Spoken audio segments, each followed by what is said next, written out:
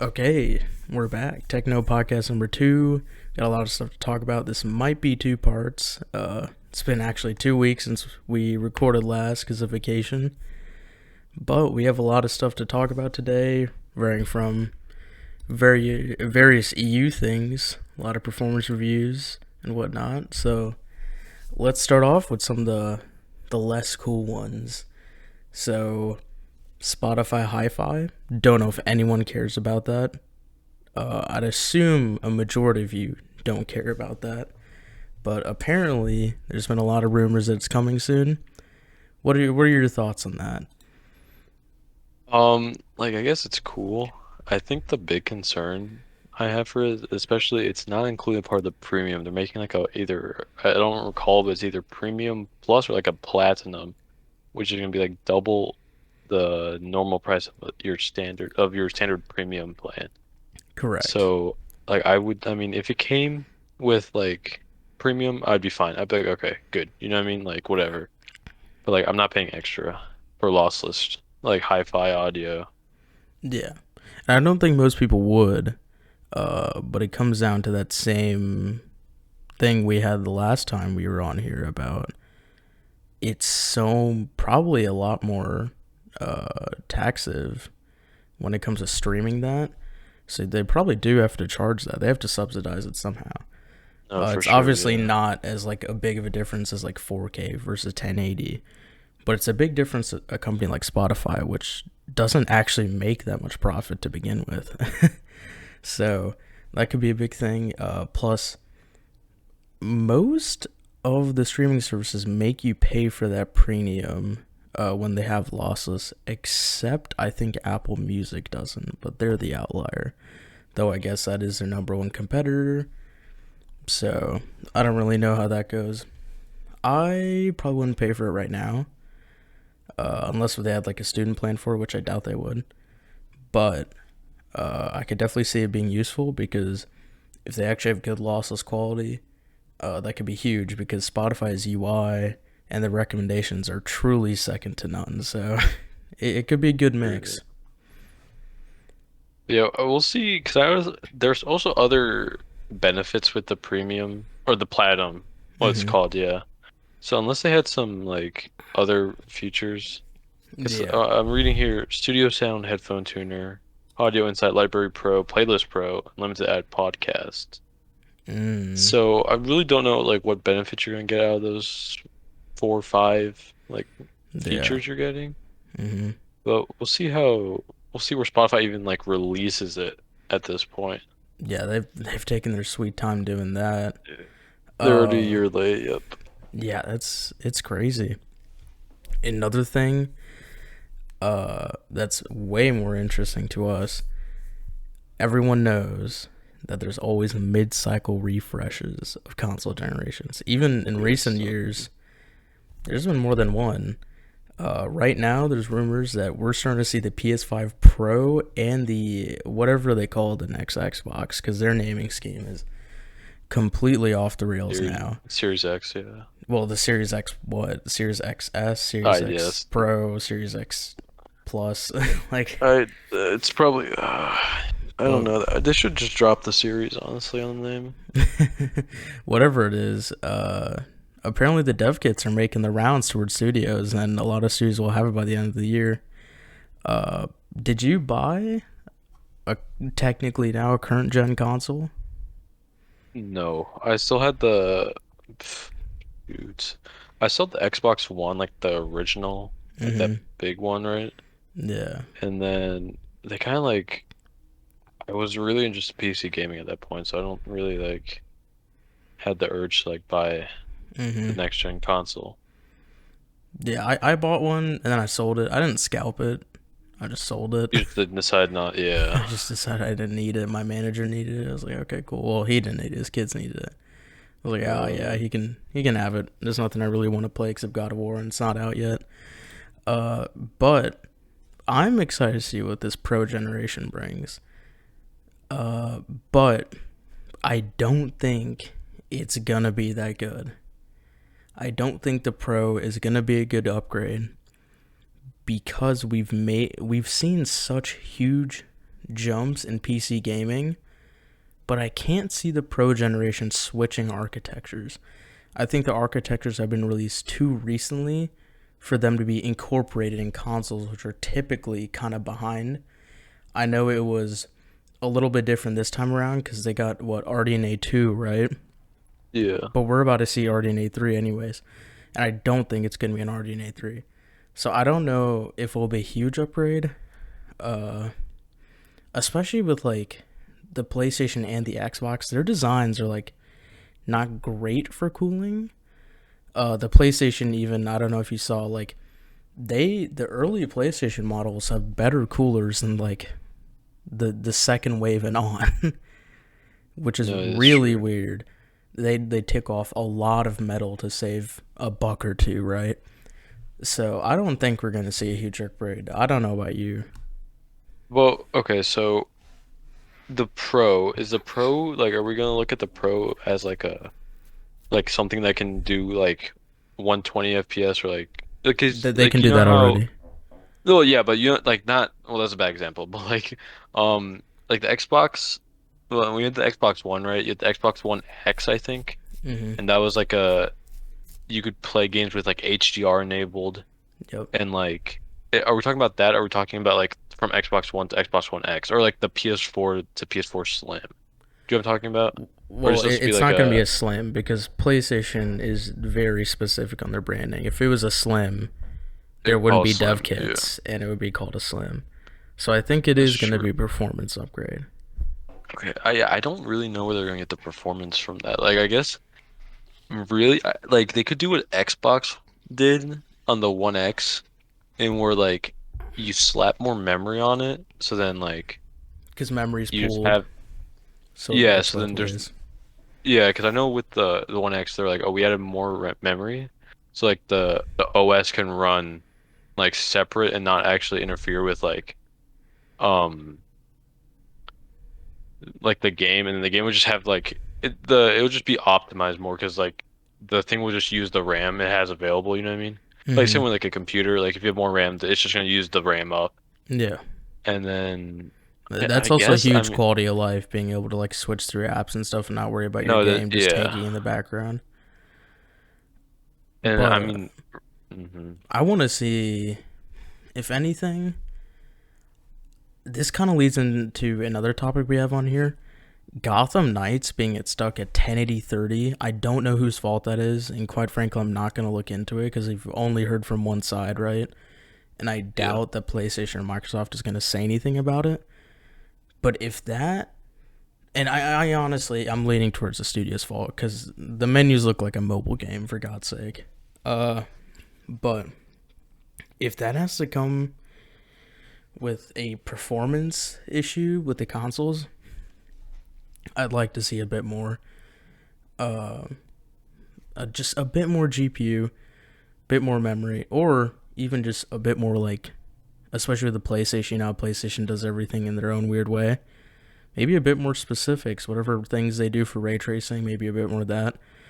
Uh, I think that'd be the way to go because that promise of it being 4K 60 or 4K 120 easily has not been met. I mean, it's only been 3 years, and for a good while now, we've been seeing games that are either like scaled or upsampled or just not running at the frame rates we want. yeah, So hopefully they're making a big jump. It'd be a shot. If it was RDNA 3, that'd be huge that's from what we're true. hearing, but Well, do you know if the PS5 has Infinity Fabric on it or not? no clue. I feel I'd like assume so. I feel like if it didn't have it, right? I feel like what they might do is that you just go for a better binned RDNA 2 chip, right? hmm And then it'd have Infinity Fabric on it. Because like I feel Well, like RDNA they're 2 gonna doesn't use it. oh, that's true. No, oh no, that's right. It's Rumors the are they blender. start with the 3, but we're not sure. Yeah, yeah, yeah. Uh, but yeah, I mean, I assume they use Infinity Fabric for the CPU because if AMD's producing the CPU and the GPU, I don't think they'd move away from chiplet Well, no, design. fuck. That's Infinity. how they I make mean, their Infinity margins. Cat. Yeah, Infinity Cache. My Oh, bad. Infinity Cache, Yeah, like smart. Yeah, I feel maybe. because you keep the same architecture, right? Mhm. And I feel like because they're gonna want to try to minimize developer, like a developer can just program for both PS5, PS5 Pro, Mhm. and you don't have to worry about like the actual like internals of it. Because usually programming for uh like consoles, like it's not as straightforward. Like you have to make sure you're like programming specifically for the console. Mhm. Yeah, Usually, I don't because know if you're that not changed for the also you're not. PlayStation. Yeah, Yeah, you're not expecting like the player to mess with settings to get the yeah, visual or the performance, the smoothness that they want.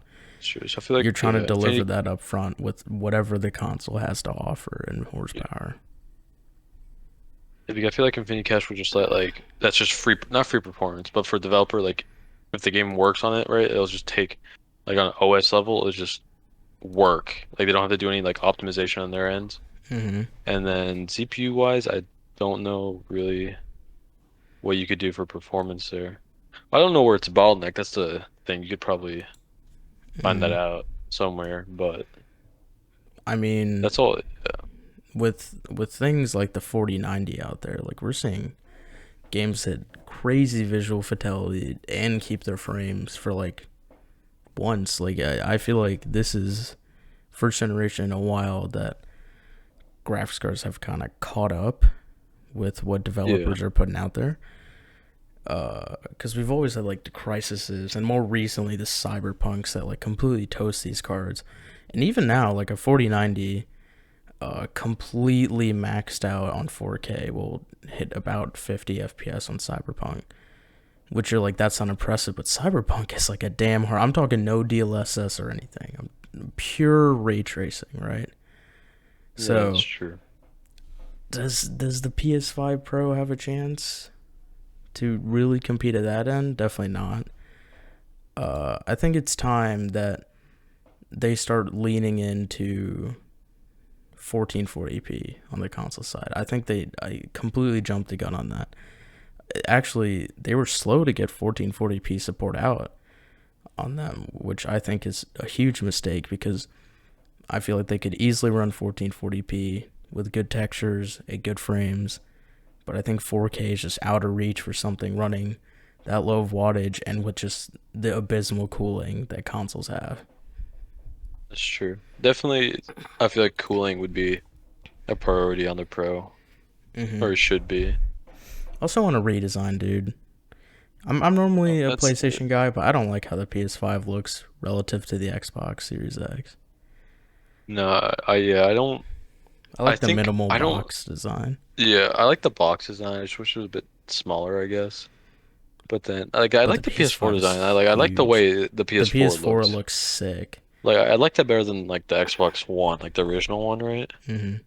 And then, yeah, the PS5 is just such like it's so big. It's such like a Like funky looking design. I thought like I thought PlayStation looked better every generation until this one. I get what they're going for. It still looks really nice, but it's also just like really unpractical. It doesn't really No, fit yeah, in many places. But yeah, I feel like talking about so we're talking about AMD there, right? And their ability to manufacture. A big thing is what Intel's got going on, specifically in the US. Obviously they got that big check from Biden. they're uh and people are not happy because they are planning to cut thousands of jobs. Uh you know, obviously we're in a recession no matter what anybody says. PC sales are slowing down. What do you think about them cutting jobs right ahead of them supposedly expanding with a new fab? like I think it's just a result of like over reliance on just like CPUs on them like making their CPUs. I feel Do you think they're still like feeling the effects of doing everything in house? yeah, I feel like really yeah, especially like because obviously if you're slumping everything if like PC sales are slumping, obviously you're in a recession. Mm-hmm. Like and basically their whole like companies revolved around like we're making CPUs, right? Yep. Then you're gonna feel those effects more. For Okay. someone like maybe AMD, right? AMD is like, well, I not even that. That's actually not even a good example because like I know Intel also makes CPUs. I feel like because they're losing to AMD on like certain ends, like it the recession hits them Servers. more. That's the Yeah, big like one. server, yes, yes, yes. Like since AMD's growing in servers, right? Like if there's a Hmm. slump in like personal PCs, right? Or that's yeah, in personal computers, then AMD's not gonna like they'll feel it, but like you're also like, oh, look, we have server sales increasing, you know what I mean? Yeah, But that's for all that you need AMD, as an investor. Like yeah, yeah, realistically, the exactly. PC space is really small, especially when it comes to individual chips. AIBs are still pretty big. Servers are huge, That's true, yeah. I feel like Intel just doesn't have that because they're losing server like space, right? quite a And bit. then I mean, for like the past few generations, it's not like been like a clear like Intel's just come out be like, oh, we have best of everything, like what they used to do, you know what I mean? Hmm. And so it's just like the sale, it's just not a good position for them. Hmm. I mean, I think a cool thing is, I know I have this in the doc somewhere. Their uh, Pat Gelsinger, their CEO, said he's open to manufacturers anything at this fab. AMD, ARM, anything. What do you think about that? I think that's a smart move. Like maybe not give them I don't know what like nodes are gonna give them obviously, right? Hmm. But like if it's kind of like a thing where like certain like I don't know how that would be interesting AMD on an Intel node, but like maybe something like ARM that doesn't really compete with them, right? Hmm. You give them like your latest node. Like they stand to gain a lot of money from that. Obviously, it's not like a direct competitor. We're talking about Hey, GPUs. might be able to Like learn depending more about how that big dot little design too. yeah. Like we'll see how ARC goes in the future, but like let's say hypothetically they just went out of the GPU market, right? They Looking more likely literally by the day. stand to lose, I know, right? They literally stand to lose nothing from letting GPU manufacturers on their nodes. So Oh, for like, sure. I think GPUs for sure they have to do, even if ARC still exists. yeah, Do it, do it. I think they need to get this fab just producing as much as stuff as possible, even to learn more about fabbing again. Because let's go back to the beginning here. The reason Intel isn't still dominating today is because they ran into a wall with fabbing for years and years and years and years. Like, like all those memes, if you still look it up, like 14 plus, 14 plus plus, 14 plus plus plus, like if that didn't happen, the world would be very different right now for CPUs. for sure, yeah. So I think them fabbing as much stuff as possible would be nice. Also, I know they've made a big push in recent years with renaming their fabbing processes because they felt like they were being misrepresented when it comes to density versus TSMC. So even if they're True, using like a 10 nanometer transistor node, they're going to call it Intel 7 because they have the same density as TSMC's 7 nanometer. So that's going to be interesting to see. I don't see AMD bringing flagship products over unless if it's a huge efficiency difference because their relationship with TSMC is becoming like increasingly strong. And I don't think TSMC wants to ruin that or let that go amid, especially with the US saying, hey, no more stuff in China. Like, no more that's big true. AI stuff in China. You and NVIDIA are not helping them out anymore. So, with that Yeah, happening, I don't think they want to lose the business of someone like an AMD when you're that's losing true. the biggest market, really, other than America. So, You also have to be wary about Apple right now, TSMC, because yeah. I know Apple they like had their price hikes Hmm. for like this upcoming year, and Apple like refused it at first, Yeah. and until or T TSMC was like, we're not changing it, and eventually Apple's like, okay, like we're gonna pay you for it. You know what I mean? I'm Like glad they we're stood gonna pay strong on the that hike. because Yeah, historically TSMC has given in on those situations, especially to Apple. I think they've but been it a bit definitely too kind to shows, them. yeah, that if another fab had like somewhat similar performance, I feel like TMT feels like they'll switch over. You know what I mean? Like especially like for pricing wise. What do you mean TSMC? Do you mean Apple? Or that's yeah, but Apple's definitely switch over. Maybe, but There you was got to a remember yeah, Apple is a very vindictive company. They never forgave AMD, and them and Intel have this little spat going on right now because Apple ditched them and kind of dragged them through the mud. So would Intel hold their ground and say, nah, you guys aren't using these fabs, or would they give them their business? they would give them the business. If you're gonna They give would. business to AMD, I don't see why Apple would be off the board. Hmm. But there's Like like respect between Intel and AMD. There's no that's animosity. true. They're just competitors. Yeah. Uh, but I think there's true animosity between Apple and Intel, just like how there is and was and still always will be probably between Apple and Nvidia. But I feel like there's no like Intel's not in a position to pick and choose right now. I feel like they need to Yeah, get the you're right. fabs, they need to get the money, and then once like they're back to like their like glory days, right? Is when you can start picking and choosing Apple. Yeah.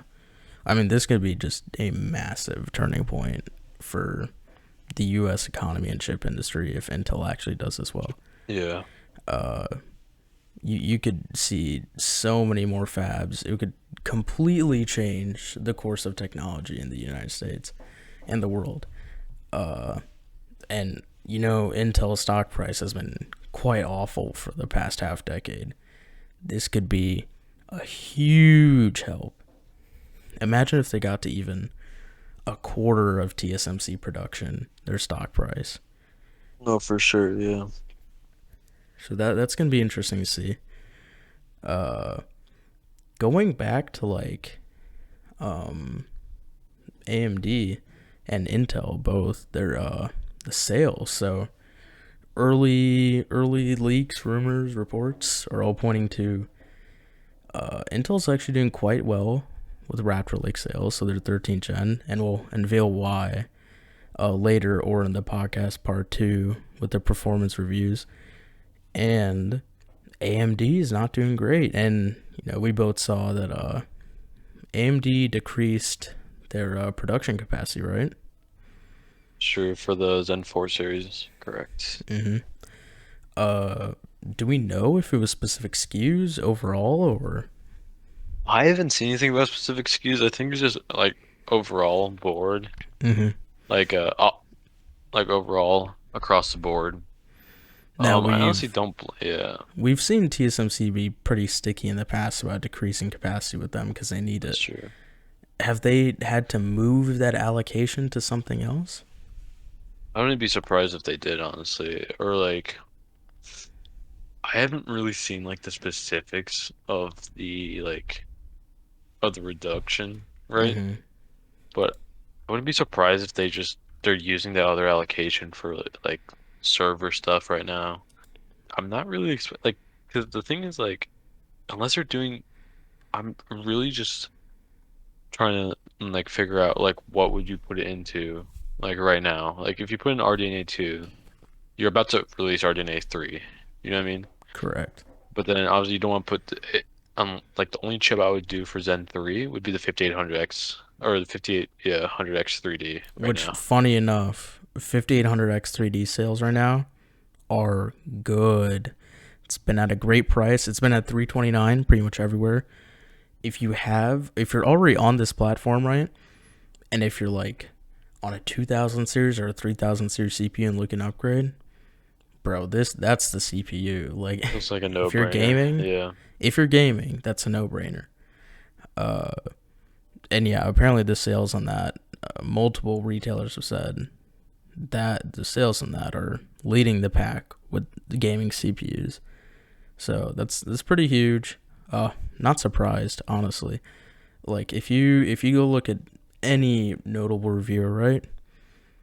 Every single review has one thing in common, no matter what their opinion is on the products and their value. If you're just gaming, and if you're on AM4, Just go get a 5800X 3D. That's true. So it's gonna be interesting to see how they pan out. How do you think it is for Intel to seemingly maybe be beating AMD on a generation for once in Be, like 5 years now? it's honestly surprising. It's definitely, I feel like AMD definitely, they just went too big. That's the problem. I mean, Shoot for the like, stars, but landed too just shoot far. for the stars. Yeah, I definitely. That's why I was always like, we should do AM4 plus, right? Mm-hmm. Like, you could have used your old TPUs in the socket, but then like the pins, like you maybe got some more pins in it, like they had disabled or some stuff. Because that's how the AM3 plus was, right? Was there a That lot of wasn't such a. pins disabled? They're probably there's a couple. I know there's a couple in there disabled, or like they weren't used, right? Mm-hmm. And I'm just like I understand like the LGA they probably like they needed the pin density, That yeah. but I remember I predict this like probably 4 or 5 years ago. I told you AMD at this rate will switch to LG at one point, and I said this over and over and over just in like private conversations with you. yeah, The pin density is yeah just too important, and also you that can screw over motherboard manufacturers, which is what you want to do when you're a business. sure because they also had they put the capacitors on top. That's why the M4 has that funky shape. Because Yeah, Intel doesn't have the funky shape capacitors are on the bottom. So I don't know pin count wise like how much you're using, but like they have to be using all of them on Zen 5 or on AM5 to be able to like yeah, they probably are want using the LGA almost all socket. of them. Because Unless they're trying to otherwise, it would just be future-proof a bad AM5. design. It could Yeah. also be a large amount of future proofing. I know they said 4 years. I think they'll give us 4 years, but I'm not too sure because they obviously completely screwed over anyone who believed their promises on longevity for the Threadripper socket. Yeah. So I'm not sure. Actually, they just confirmed or announced the date for Zen 4 Epic, which is going to be maybe a game changer. Obviously, Epic is what they really care about. Like, in the public eye, they need the Ryzen series, obviously. But Epic is where the money's made. So, Yeah. it's going to be very important for them.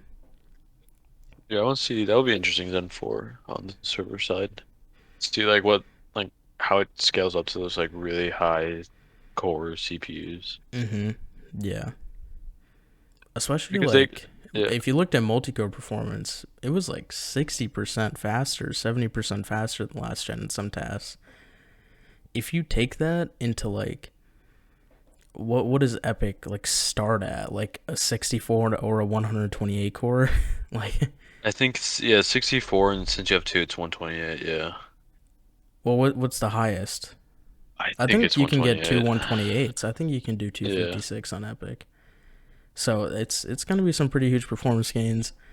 Hopefully they keep the efficiency in check because even though consumers have shown stupidly that they will buy things regardless of efficiencies, servers care. when you're buying, like, I don't know, on a small server scale, maybe 50 to 100 of these. Like, let's not even factor in large servers, right? The amount of power draw is not insignificant. It's a lot of the running costs when you keep these things running 24/7 for 4 years. Yeah, no, definitely. That's yeah, honestly I don't even know what to say. I just guess we're just gonna have to wait to see Yeah. like what's they're gonna show. Do Hmm. you think they increase core count or no? No, I don't think they will in this generation.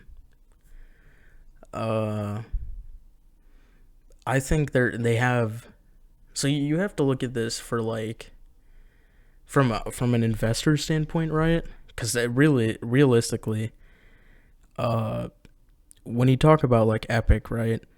Their path on Epic is a direct reflection of what they think investors want, if that makes sense. Yeah, that makes sense, yeah. Uh, So if you have an architecture that is seemingly this big of a jump right, you could go for the home run hit and stuff it with more cores, correct? Yeah. And you would get this like triple or double in performance, and it would be crazy, and all these people would want to upgrade, right? But you got to remember a couple things. One, servers don't upgrade when the newest thing comes out. Servers upgrade when it's their time to upgrade. Like, they're on a schedule, dude. They're like, every 2 years we upgrade on this day. You know what I mean? Yeah. So they have to factor in that. And two, what if they already, because they produce these things far in advance. So what if they what if they're like, hey, next generation, mainly small tweaks in efficiency, maybe it's only going to be like 20%, 15, 30% on all core performance, right? Then they bring in the more cores because they need to keep investors seeing huge improvements year over year, if that makes sense. For sure, yeah. Definitely it's there that the in Epic, I feel like that's where the stock, I feel like, gets moved a lot around. Like up or down is depending on Epic and server sales. Yeah, and actually, there's a lot of people still shorting AMD stock right now. Haters. All right, moving on. The EU is proposing a law to help combat child abuse, which, I feel like 99% of people, including us, are all for. But, or no, shouldn't even say 99. It should be like 99.9 or something like that. The only issue is it potentially, well, not potentially, it infringes on your digital privacy quite a bit. It would allow them to scan every private message, photo, video, basically everything of your digital lives, right? And it actively gets in the way of end-to-end encryption, which just makes it super easy. So, what is your opinion on that? Yeah, I feel like this is always just a common like topic that comes up. And then like because I feel like and it's always like this is always the issue. It's like you have something about like child trafficking or something, right? And it's kind of like a strawman argument, I guess, but not really. Like it's like you're saying, oh, if I can't like, oh, you're not going to support XXY or like XY because like this right reason. I feel like this is always like the issue that comes up every like year or 2 years. You had the Apple, the back end door for the FBI that they wouldn't do. And so I don't know how the European courts are going to see that because I feel like in the United States it wouldn't pass. Obviously, like the First Amendment rights, freedom of speech, right? Well, I don't know if that protects you for digital privacy because technically the United States could see everything except end-to-end encryption because they don't really have the technology for that. Or they probably do, but they can see everything they want. They just have to actually come get it. Like, they have to actively go and get it. Yeah, like, the Patriot Act makes it so they see everything you do. They see absolutely everything. that's true. But I feel like it's the right to privacy. Yeah, the big thing with this is getting in the way of end-to-end encryption. That's the big thing. Which I'm not for. I'm a big digital privacy guy. So I'm not a big fan of it.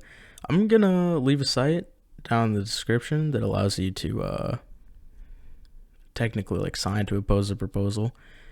Like, again, if like everything else in this proposal I'm cool with. I just am not cool with getting rid of digital privacy, because I think that's a big thing. In the United States, I know we don't really have it, but like we can have it if we want, right? Using end-to-end encryption and stuff. No, yeah, for sure. But like, I don't know, the scanning the pictures thing, I know it'd help probably quite a bit, but it's also like really weird if you think about it.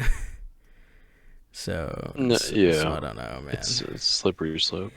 Like, Apple was talking about doing this. I think they delayed it because of public outrage, but it was like a month or two ago. They talked And about Facebook, maybe. I think Facebook has something like that where you could like send in images and then they like hashed them Mm-hmm. and see if they like matched when someone else posted something. That makes sense. But also, like, Facebook is like not technically private. Facebook's a public entity, and whatever data you put on there is subject to whatever the hell they want. That's true, yeah. But like your own phone's pictures, that's crazy. I know they can get around it by just saying like, "Hey, that's not private because technically it's on Google Photos, even though it uses your phone's storage, like hard storage." But yeah, it's a tricky slope. Uh, Personally, not a fan. I don't like people having that much into your life, and you could like people are gonna make this argument all the time where it's like, oh, if you have nothing to hide, blah blah. It's like it's not about Yeah, that. why, yeah. It's not about that at all. Uh, but yeah, I don't know about you, but I'm not a big fan. Uh, Especially if it's like AI and stuff. Like it's like really creepy. Uh, I'm I'm gonna be kind of watching to see what like Apple and Google do about this because I know they're both actively going through with it. And actually, Apple does it right now to some extent, not for the child abuse, but they just scan pictures for some reason, and you actually have to disable it. But by disabling it, you'll lose some iCloud features. So it's very interesting. Uh, I don't know if what you use Samsung and Google Photos, right? Yeah. I don't know if Samsung does it or not. I don't think Samsung does any scanning. Yeah, it's a slippery slope, Reddit would man. definitely lose its stuff if it did. Mm. What was surprising? The amount of people, including me, that didn't know that I saw on Reddit the other day that within 30 days of purchasing like a Pixel product, so a Pixel phone, right?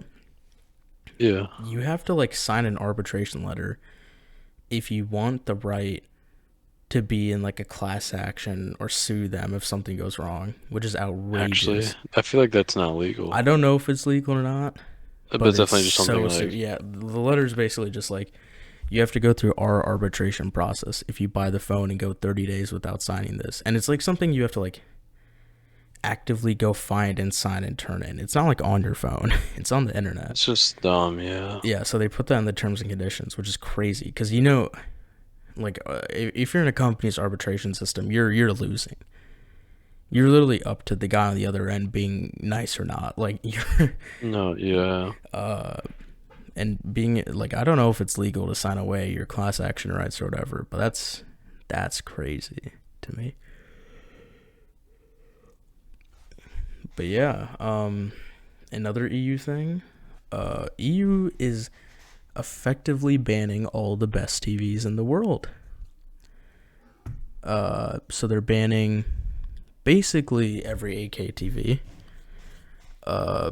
And they're also banning Samsung's QN95B, which is their top end 4K mini LED, and I think they're banning at least the Sony QD OLED, maybe also the Samsung QD OLED. So that would be the S95B for Samsung and the goated A95K for Sony. How do you feel about this? Before I even tell you why it's happening, how do you feel about it? Well, I do know why it's happening, but I just like it's just old. It's just like laws not catching up with technology. That's all I want to say. It's a common theme, isn't it? It is. I'll So, let you go into that. yeah, so basically why it's not happening is the EU has these set guidelines that are supposed to go into play that are to help decrease, energy consumption and therefore decrease carbon emissions, which is obviously a good thing.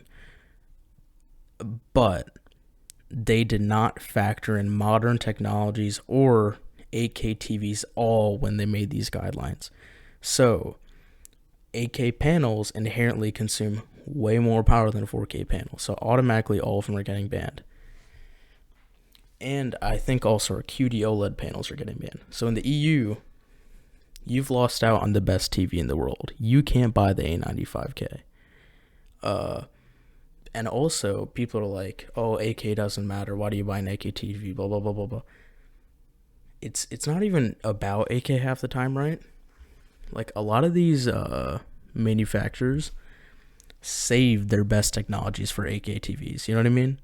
It's kind of like Yeah. that halo effect on products. It's a Halo product. Yep. Yeah. So like for Samsung, uh, the QN900B is technically their LED halo product, though I'd say it's not that much of an improvement over the QN95B, but it is an improvement, especially over last year with the A series, because the QN900A was actually significantly not as well rounded as the QN90A. But that's a different thing. On Sony though, the Z series is so much better than the X series is amazing on LEDs. So the X95K and last year's X95J, but the Z9K and Z9J are on a completely different tier. So I think they should definitely look into this. I'm not a big fan of it. One, you're getting rid of consumer choice. Two, you're banning TVs that nobody was going to buy either way. But the people who do buy them are enthusiasts, right? Yeah. Like, how many people do you actually know that are willing to spend upwards of $3, 4, 5, 6, 7,000 on a TV? Not a lot. Exactly. And those are the people who are buying these TVs. Because working in the industry, like, a Z series starts at $7,000. A QN900, it starts much lower because, one, they go on sale because they get clapped by the Z series, and two, they come down to a 65-inch, which the Z series does not. So the QN900B starts much lower than that, but it's still at least $4,000, right, on a good day. So, nobody is really buying these TVs, but like enthusiasts are. And I think it's good to keep enthusiast stuff in the market because they're looking at it, I think the wrong way, because they're probably looking at it like, oh, 10% consumers are going to buy these TVs. How much do you think would actually buy that TV? Well, the AK. Did you say 10%? Like, I'm saying that, like, let's just say that's their Oh estimate. yeah. No, I'd definitely go somewhere like 5%. Like definitely consumer wise, no one's really buying AKTV right now, I feel like, right? That's What if I definitely like what told you you said there. 5% is high? Is it actually lower than that? Like, yeah, when I worked, right, in Uh-huh. like the area where I worked, really rich area, nobody really buys those things.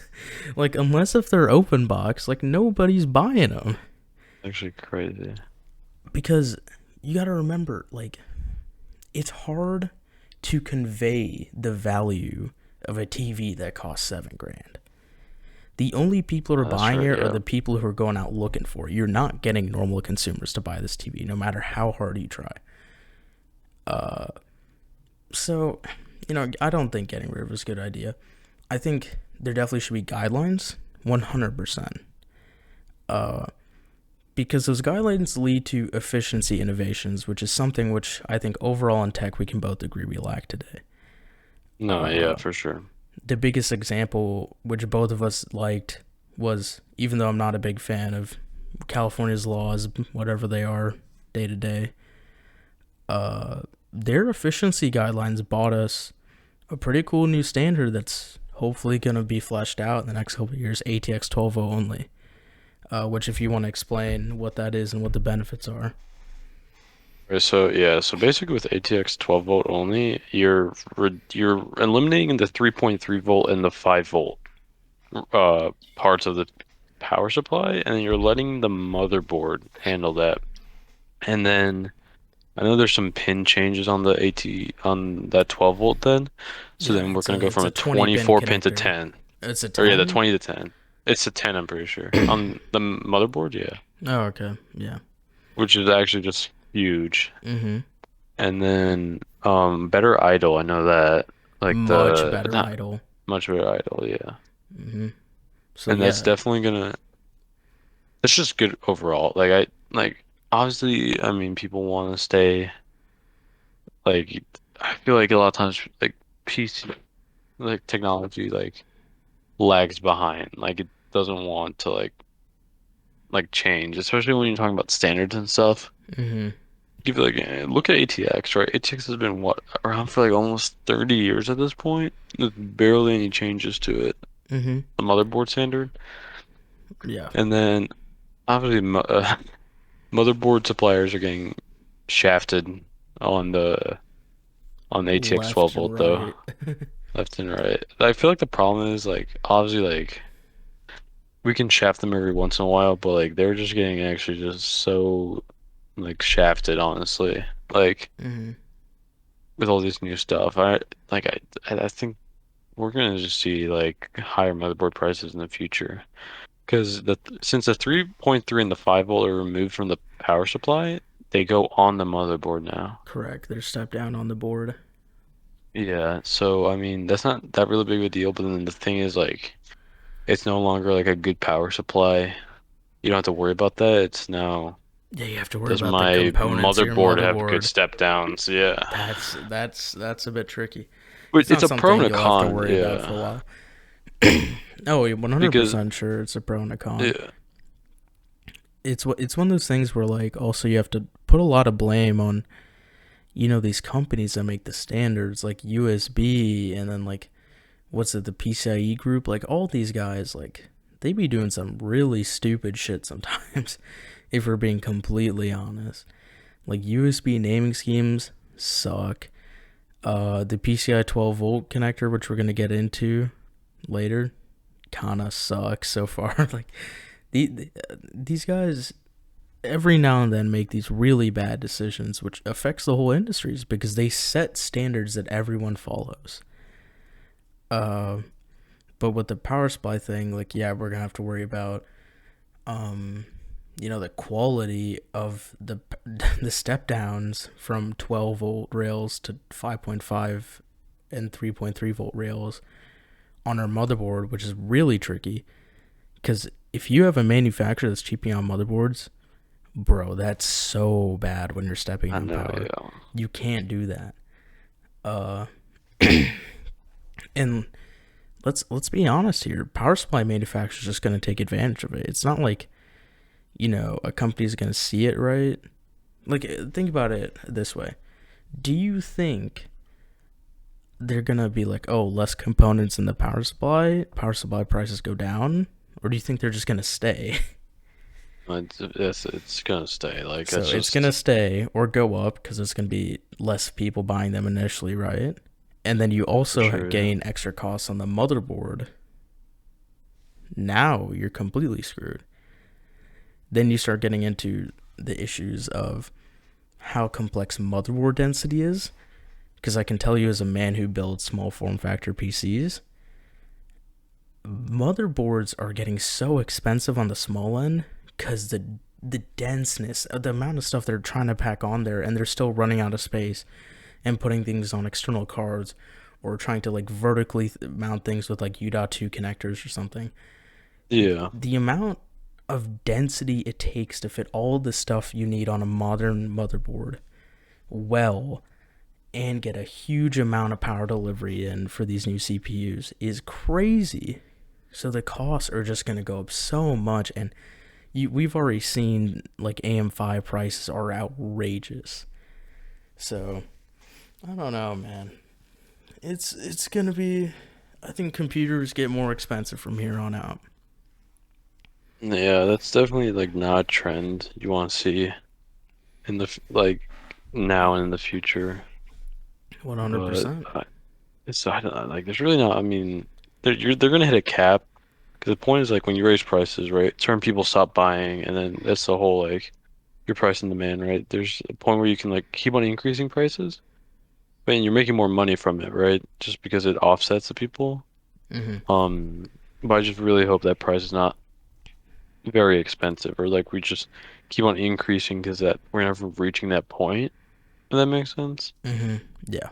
Because then I just have to see. Definitely not a fan though, especially with the Nvidia side. They're basically like the low CPU, like GPU prices are not happening anymore, Yeah. or not And that's around that's a those lines. reality Yeah, that they created. Uh Now it's not entirely their fault. That's what happens when you let a company dominate for, I don't know, 8 years now. Like, yeah, they've been on top for way, way, way, way too long, and so that's what happens. And like Jensen said it himself in shareholder or investor calls, they're controlling the market because that's legal. They can say, hey, we have these graphics cards. We're not going to put them on shelves because if there's too many, price go down. So they're purposely withholding stock here and there, and that's like not a conspiracy theory. Like, this is stuff he says on investor calls. This is the known thing. So yeah. you have to understand that unless there is competition, prices don't go down. And even if there is competition with the market we're in today, prices are still gonna probably go up a little bit. So it's definitely a tricky thing. Last on the TV thing though, if you haven't gotten the chance to see the A95K and you like AV stuff and you want to see the best TV in the world, try your best to go see it somewhere. It is quite the spectacle. The QD OLED stuff is not a joke. It is so big of a jump in technology. I mean, in my opinion, this is going to sound exaggerating, but it's really that good. QD OLED is almost as big of a jump as OLED is from full array local dimming. It's a pretty huge jump. So hopefully the EU can get that sorted out. Hopefully there's enough pushback though. With my argument earlier about them, nobody buys these TVs because they're so expensive, and people think a $400 Samsung T series or 7000 series is the same thing. It's probably not going to get any pushback because there's simply not enough enthusiasts. So that's probably going to go through, for being very honest. But we'll see how that goes through. I'll try to stay updated on it, though. I don't know how much I will be, considering I don't live in the EU. So we'll see. Another thing, which we were talking about earlier, about things going up in price and video, whatnot, blah blah blah. Apparently, there are some leaks that we are going to get a 90 series GPU in laptops next generation. So we're going to be getting a 4090, probably Max P and Max Q. What are your thoughts on that? That's gonna be surprising because usually we've never reached like a close to like max performance GPU, I feel like, on a laptop. Now, let me preface And something real quick, right? yeah, Even though it's a 90, it is not on the 102 die. It's still on the 103 die. and then I want to see, do we have any like leaks for like TDP? 175 for the max. But laptop TDP, as we both know, is extremely stupid.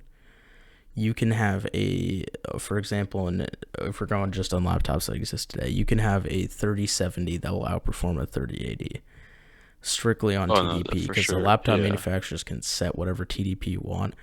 That's actually a big issue in the 14-inch space, because we have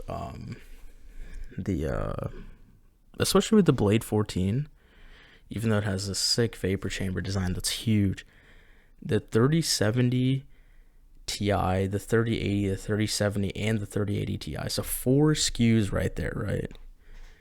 They all perform very similarly because of the TDP. So 175 for max, but I wouldn't be surprised if we see that thing trickle into some 130, 125 watt chassis. For sure. I just really hope. I mean, if they push a 175 watts, That's gonna be interesting. It's like I feel like this is just like a universal thing about like it's TDP creep. You know what I mean? Like especially Hmm. on laptops. Like look what AMD did because what Intel did, right? AMD used to have the 15-watt processors, and now you have that weird range up to like 22 or something. Yep. Do you not? Yeah.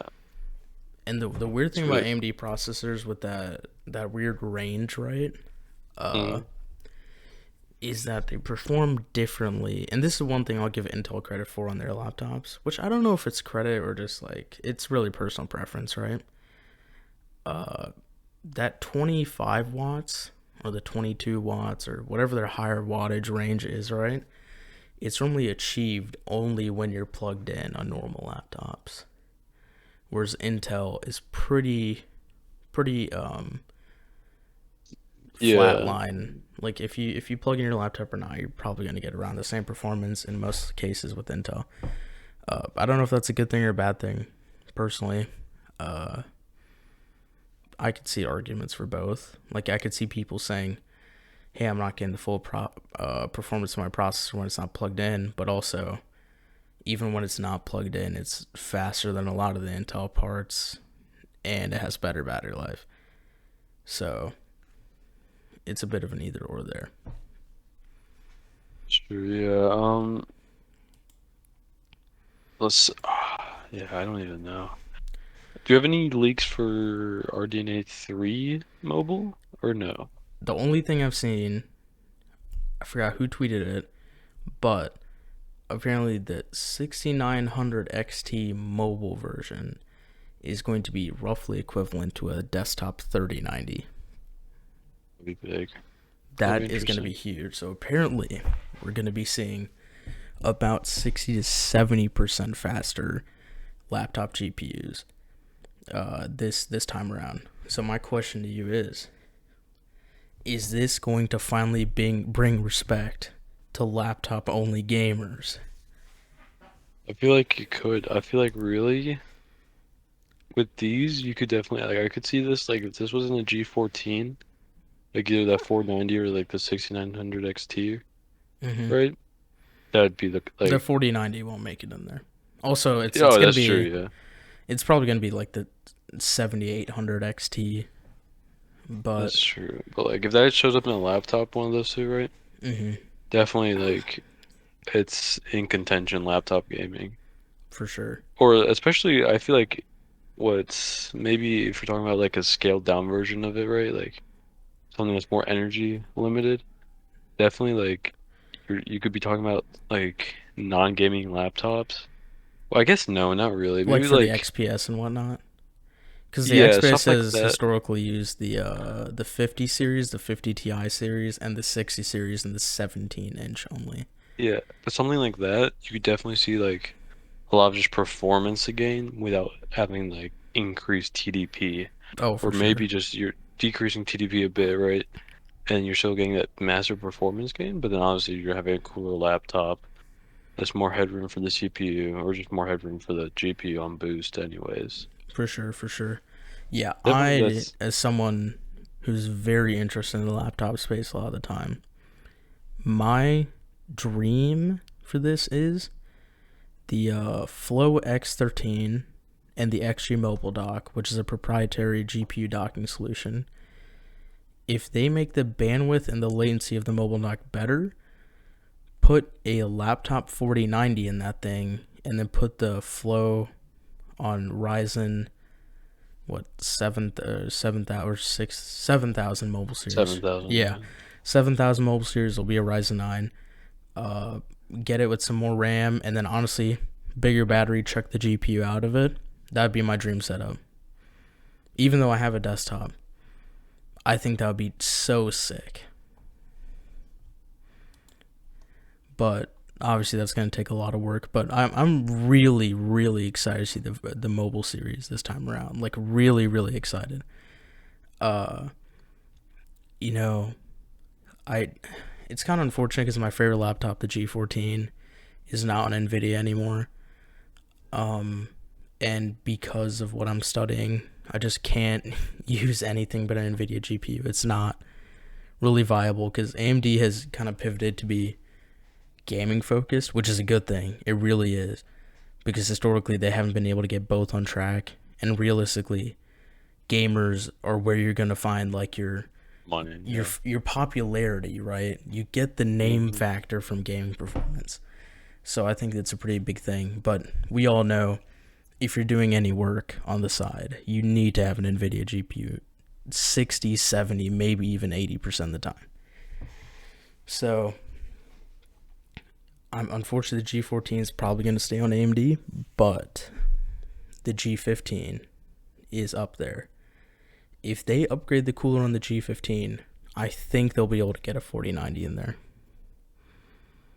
That's gonna, I guess, like, I mean, you can just make a speculation about this right now, but obviously, I mean, you're gonna have to see what comes up with it. Like, I feel like laptops really are just like kind of like, you really don't know what's gonna happen with like laptop spec wise, or like how Well, laptop design is desktop so hard performance, too. That's the crazy thing. Laptop design is such an art, because you are balancing so much heat and so much power, and choosing where the power goes and what type of cooler to put on it and how thick can we make it without it being, unergonomic or something. Like, there's a lot of stuff to it. But overall, big takeaway, huge laptop gains this time around.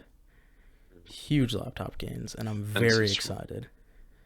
Since we're talking about mobile stuff right now, let's pivot over to some mobile phones. Okay. Specifically the S23. We got some rumors about it. It's really, it's another classic, just like slight upgrades, right? The evolution over the revolution. Like it's not like a big upgrade over the S22, but it is recommended though that you don't buy the S22, which is kind of like contradictory. They're like, wait for the S23. That's what the leaks are saying. Okay. But so just some quick facts over here. Well, apparently they're getting rid of that camera block the phones have. Like, you're still gonna have some raised parts of the, Is it going to be more like the where the Ultra camera last is. year, where it's just like individual little circles? Yeah, it's like that, yeah. Okay. And then we're getting on the Ultra 200 megapixel camera. Different sensor on it, upgraded sensor. Fun fact, that's an in-house Samsung design. They've been developing it for years. I think the Motorola has it too now, does it not?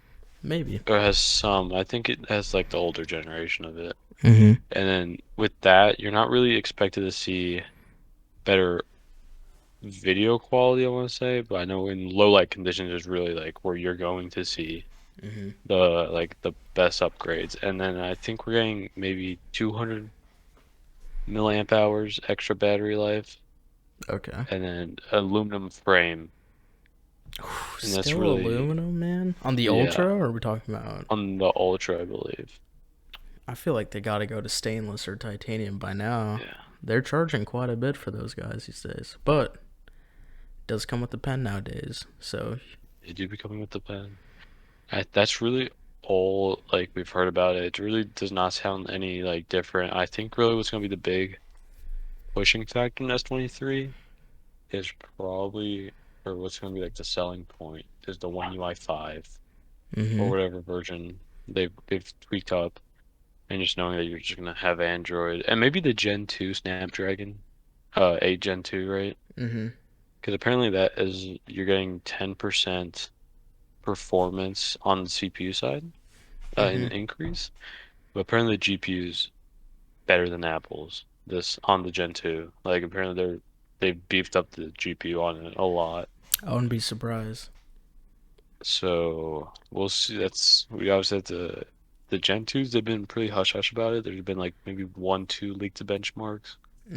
And that's all we know about it. So it's honestly just a waiting game right now to see I think the Gen 2 is going to be pretty big, because the Ultra last year used the Gen 1, right? The Gen 1 was kind of a hot mess. Super inefficient, not that fast because it overheated all the time. Then they released the Gen 1 Plus. I think, right? Yeah. The Gen 1 Plus was a huge improvement, dude. The Gen 1 Plus was actually like halfway in performance between that and the A15 Bionic, which is Apple's flagship, and it drew like 80% the power. It was a literally generational improvement in a mid-series refresh, right? So I think the Gen 2 is going to make this phone a lot better, especially if they add a little bit more battery in there. Are you on One UI 4 right now on your personal phone? 5. I got the Android beta, 13 beta. It Okay. came with One UI 5. What are some Honestly, features I'm not on there that even. you're looking forward to It's. on the new phone? I know I was like, cause I don't even. I actually got rid of Action Launcher on it. Wait, Like I've when? just been. I had One UI 5. I'm like I should Like a try it week out. ago? Yeah. I was about to say, because the last time Right we after talked, you the other had it. podcast, yeah. And Okay. like obviously I need to explore it a bit more. But I know like One UI 5 is supposed to be better integrated with Android 13. Like there's supposed to be some features on Mm-hmm. it that like just work better that I know Action doesn't have. Mm-hmm.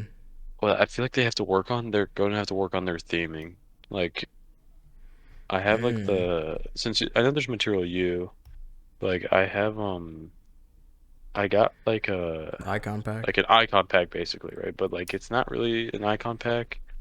It's like because One UI does it differently. You can't install icon packs from the store. Mm-hmm. You have to do it from either the Galaxy Store or you can use the palette wise. I think there's like how you get the palettes Yeah. from the Material U from the wallpaper. Mm-hmm. And so I just had them like they're set like a specific color to my wallpaper. But the problem is there's not a lot of third-party apps that actually have like their version of Mm-hmm. their icon for like Yeah. that type of thing. Like a lot of my things I don't have. Like I have Slack that has an icon, Trust Wallet, Transit app. Like most of my stuff doesn't have that. So like it kind of like breaks up like the Unity. No, yeah. I have Material U and some apps break up the Unity. And then obviously like they're gonna have to fix that. I feel like if you want like a polished finish for the S23. Well, And I haven't Google would really, have to like go yeah, out there and be like, "Hey, if you're on the App Store, you have to support Material U." that's true. That'd be the Yeah, easiest way to do it. that'd be Or crazy like the though. I know next the next update of your app should have a Material U, or they would have to find a way to just do it for people. that's One of the true. two. Or then you could always just third party it too. I Yeah. feel like. Well, we're talking about icons. Obviously, it's not. Mhm. It's very easy to third party that. And then yeah, like I know, yeah, Spotify has it on here. I'm just like looking through. Mhm. Oh, you know what? Have you seen Google has once again they've changed their like material design or Yes, their I like saw app design. Now that. it's more like a I don't even know what like that's similar to. It's clean. I don't like that it's not like circular icons as the base anymore. Yeah, Uh, so that's the only gripe I have about it. But the actual like icon itself, I'm fine with it. I just don't like that they got rid of the circular background. I thought no, it's having definitely circle backgrounds and everything makes it like uniform and clean. it's true. Have you seen like the messaging app is like the actual icons different on the messaging app? Have you gotten that yet? Not sure. I haven't Like it updated used my to be phone like the recently. one bubble, right? With like the dots in it. Mm-hmm. And then now it's like a bubble with like a translucent like silhouette. Oh, okay. Yeah. It's really interesting. Also, I don't know if the YouTube update has come out yet, but they changed their UI on desktop. I so I got dark mode today. I was like, that's actually interesting. They changed like a lot about the UI. Apparently, it was a big change. I haven't looked into it yet, but a lot of people are hyping it up. I haven't really had a chance. I saw it before going into here. I was playing some music on YouTube, Yeah. but I just have to like I'll have to look into it more, obviously. I just like Mm-hmm. the actual dark mode they had on it. Mm-hmm. Um, I'm very interested to see because this sensor has been in development for a while on Samsung. I've been hearing about rumors about this thing for a but while, that's so yeah, I'm the interested to Gen 2 see sensor. how it fares. Another thing I'm really interested in is what they do software wise for the camera. Yeah. Even though I never take pictures, I feel like this is where you can really see how much someone cares about a phone is in the camera. Hmm. Uh, software wise on the camera, are they going to do a lot of stuff like Pixel did? It really comes down to that. How much are they going to copy them this year? Because if they start doing like pixel cropping, megapixel cropping, I should say, for the zooms like Pixel did, where you like use let's say for example the telephoto, right?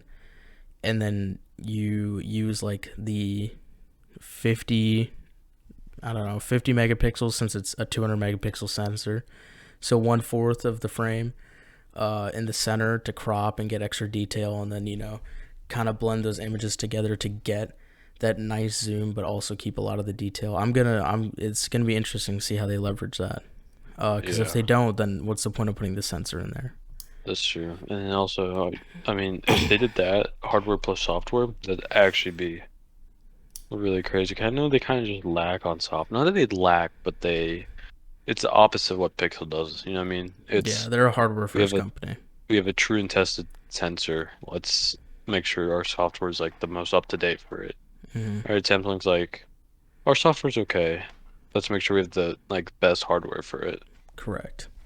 Yep. So definitely, we just need to see. That's obviously like, I've not heard any leaks about like software side, how Samsung's handling it. And I know like obviously the other lenses aren't changing that much. We're using the 200 megapixel, the times 10 tele lens, right? Mm-hmm. What they have, And like the then 10, the 5, the Ultra, the main. yeah, Is that it? No, I they think have the only one 5 changing. lenses on the Ultra. I don't remember what the 5 are. Maybe the Flash is one of the But I main know, yeah, slots. obviously I know for the ones that aren't the ultra, you're talking about the normal, the plus. Yeah, those are You're 3. not getting that much of a change on it. Mm-hmm. So really, the ultra's like really the I'm interested shining to see if product there's there. any big screen improvements too. Maybe they'll finally bring LTPO down to the normal, so the S23 non That's true, plus. yeah. But I kind of doubt it, to be honest. I want to see. I feel like we haven't seen anything, but I know like obviously like if you could reduce energy consumption of the screen, that's always just like a big player when it comes to Oh, it's a huge player. like just phones. I know a while ago they got rid of some type of like layer on the screen and like fused it with something else, and they like reduced their energy uses a bunch on on their OLEDs. Mm-hmm. Obviously, like, but then there's diminishing returns when it comes to actually like changing the screen. For sure. I mean, Google on their Pixel upgraded their screen, and honestly, even though I think it's great that they upgraded the screen because it makes it a lot easier to use during the day, they've done a lot of testing, and that screen chews battery. I mean, the thing would have much better battery life if it had a more efficient screen. So That's true, yeah. I'm interested to see what Samsung does with that. On another note, I'm gonna skip over this really quick because it's honestly a stupid story, and it's not that great. Apple finally has USB-C on all their iPads. They Yes, sir. updated their normal iPad. I think it's on the 11th gen now. It's a terrible buy. Don't buy it. Just buy an Air or buy the 9th gen or the 10th gen. The 11th gen is a stupid price. Yeah. Would Moving. you say, wait, yeah, Yeah, sorry, what's real up? No, quick. no, no. 11 gen, if it was lower price, would you say it's a buy? If it Or, replace the 10th gen, yeah, for sure. I mean, okay, you get the same processor that was in the iPhone 12. You get the same size screen, but with the more modern design. You get better contact pins for the keyboard. You keep dude, this is what I hate about them. It still uses the Apple Pencil Gen 1. It's such a stupid decision. Uh, it has like hilariously big bezels to turn you towards the air, so it's like not as sleek. It's just, I don't know, it's stupid. But yeah, don't get it. Just don't get it. sounds good. If you're a student, get the Air. That's non-negotiable. Gen 2 pencil, like charging your pencil is so stupid. Like, why would you want to plug in your pencil? Uh, so that's that. If you're just a normal user, um, even though it looks sleeker than the 10 gen, realistically to you, it's going to perform the about the same. The screen's going to be about the same. The screen size is actually the same. So just get that and save your money. So that's what I put that at. Sounds good. Yep. Did you also see there's news just came out that they've confirmed that the iPhones are going to use USB-C? Yep. Like, Oh, Apple that's actually confirmed kind it. of, it's confirmed, yeah. All right, that's good. Now bring the SIM tray back and don't put a plastic piece in its place. Yep. All right. You know what else just got confirmed today? AMD will not be using the new PCIe Gen 5 12-pin connector. It's good stuff. And you know what's hilarious? Their timing for this was perfect because it came out the day after that Reddit post of the connector burning. That's true. And there's multiple more Reddit posts too. It's not even like a one-off incident. Yep. Yeah, the connector, I don't know. I have mixed feelings about it. I like how compact it is, but it's obvious it was not designed well. It's blatantly obvious. I think the only way I would personally use it is if I had like a right angle adapter, because that seems to be one of the big issues is when you bend that cable, right?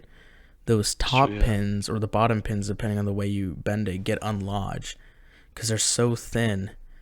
So they get unlodged, and then you have so much current, which was already running through these really thin gauge wires. Like the 12-pin connector uses the thin wires, so it's running through these thin gauge wires, but it also doesn't have as much contact surface because they're getting unlodged. So that seems to be the issue here. No, yeah, I feel like it's definitely like there's not really much you can like. It's always a problem. People want less cables. You know what I mean? Like that's always like the revolving theme around like CPUs. I mean, that's why we have SSDs on the motherboard. I know performance-wise too, but like you can also get SATA ones on the motherboard.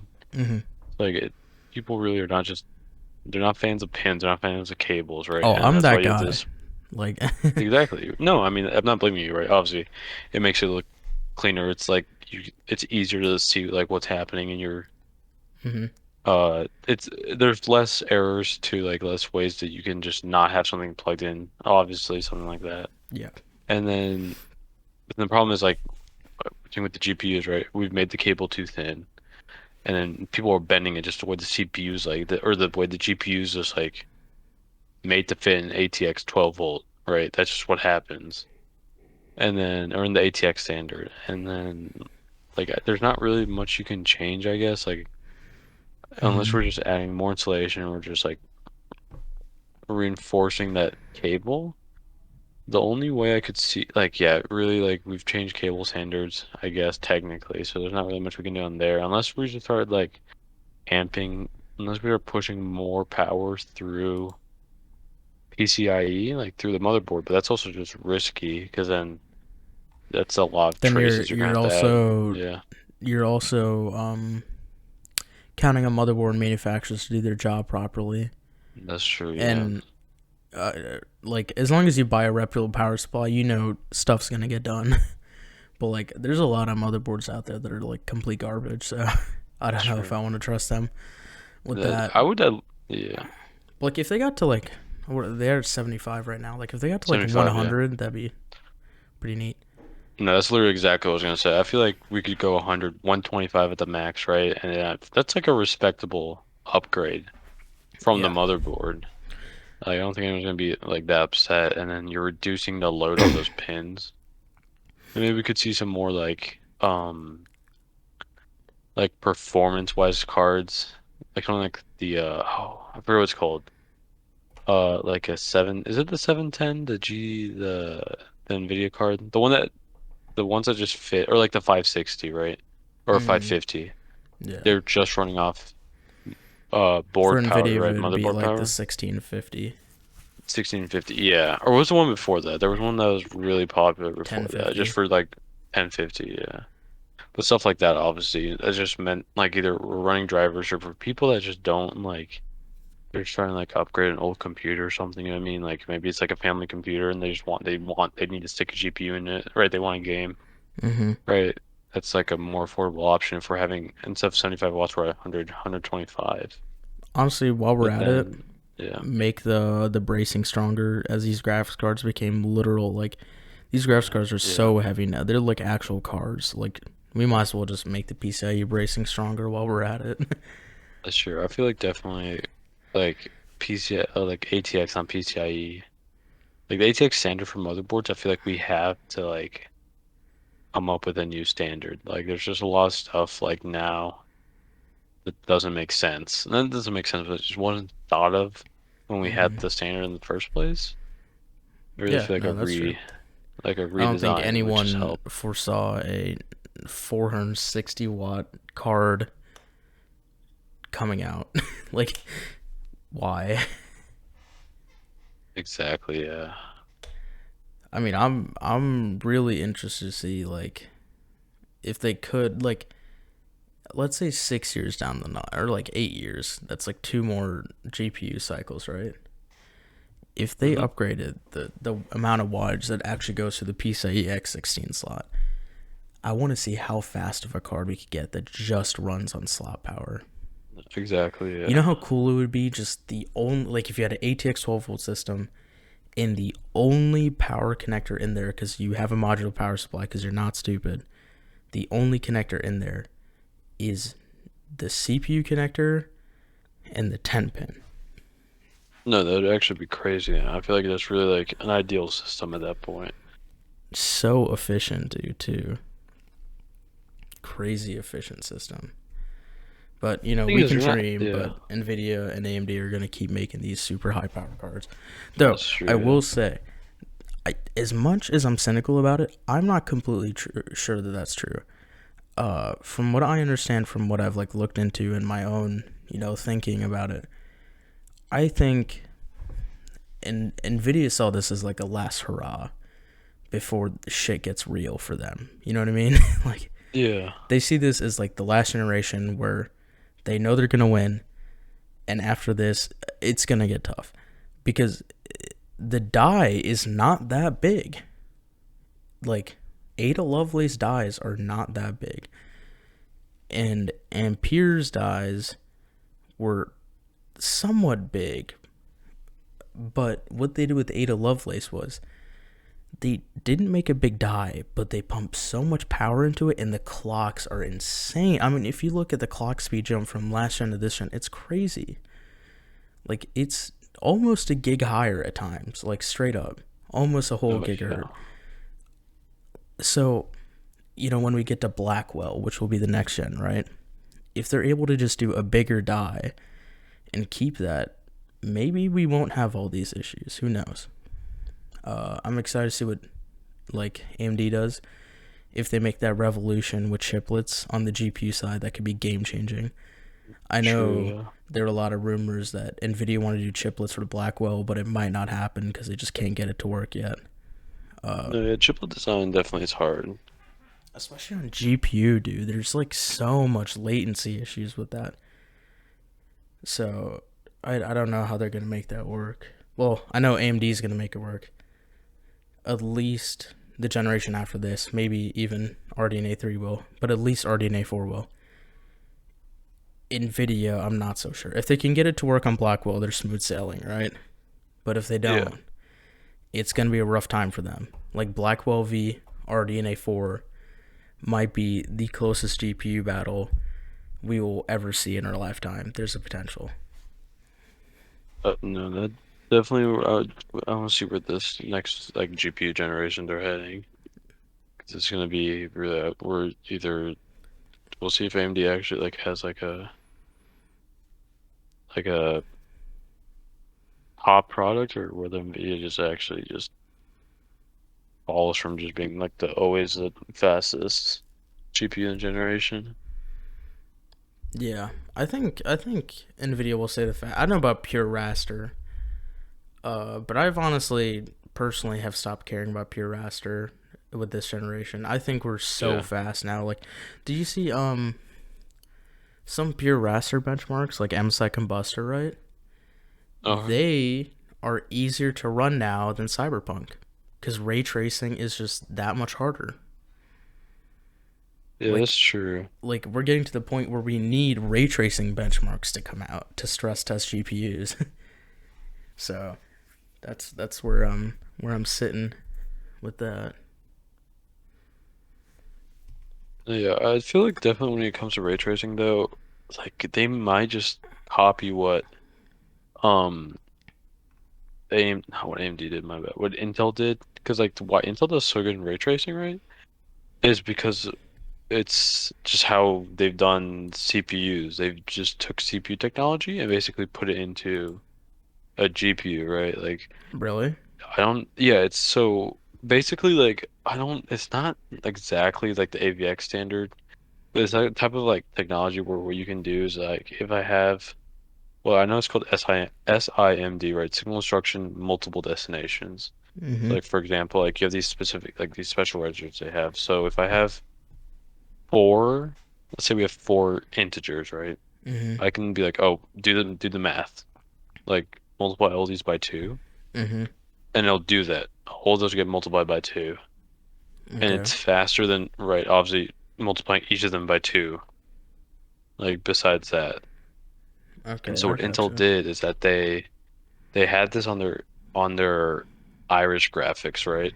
Like they Mm-hmm. had this feature on their Iris graphics, and then they're like, we're scaling it. They scaled it and then put it on their GPUs because they realized that this actually like apparently ray tracing is a lot like obviously you're doing a lot of the same multiplication on different like values.